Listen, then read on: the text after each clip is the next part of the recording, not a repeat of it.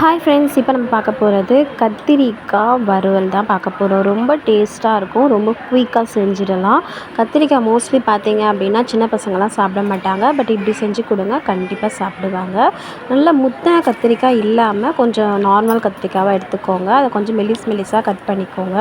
எண்ணெய் கொஞ்சம் தாராளமாக ஊற்றி அதில் கடுகு, கொஞ்சம் சோம்பு போட்டு கருவேப்பிலை போட்டு நல்லா பொரிக்க வச்சுருங்க. இது பொரிஞ்சதுக்கப்புறமா கத்திரிக்காய் கட் பண்ணி வச்சுருந்ததை இதில் போட்டு ஆயிலே நல்லா வதக்கணும். இதில் வந்து தண்ணியெலாம் கொஞ்சம் கூட ஆட் பண்ணக்கூடாது. நல்லா வதங்குற வரைக்கும் அதை வந்து லோ சிம்மில் வச்சுட்டு நல்லா வதக்கிட்டே இருந்தீங்க அப்படின்னா உங்களுக்கு கலர் நல்லா சேஞ்ச் ஆகும். கொஞ்சமாக சால்ட்டு போட்டுக்கோங்க. கொஞ்சமாக வந்து பூண்டு வந்து தட்டி போட்டுக்கோங்க. இதுதான் வந்து ஸ்மெல்லே தரும். அதுக்கப்புறமா கொஞ்சமாக மஞ்சள்தூள் இதெல்லாம் போட்டு நல்லா மிக்ஸ் பண்ணிகிட்டே இருந்தீங்க அப்படின்னா ஒரு மாதிரி கலர் சேஞ்ச் ஆகும். அந்த ஸ்டேஜில் வந்து மிளகாத்தூள் ஆட் பண்ணிக்கோங்க.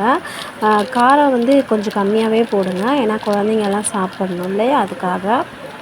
கொஞ்சமாக சீரக பவுடர் கொஞ்சம் ஆட் பண்ணி நல்லா மிக்ஸ் பண்ணிகிட்டே இருங்க. நல்லா ஆயிலெல்லாம் பிரிஞ்சு கத்திரிக்காய் நல்லா சுருண்டு வந்ததுக்கப்புறமா கேஸ் ஆஃப் பண்ணிடுங்க. கண்டிப்பாக ட்ரை பண்ணி பாருங்கள். தேங்க்யூ.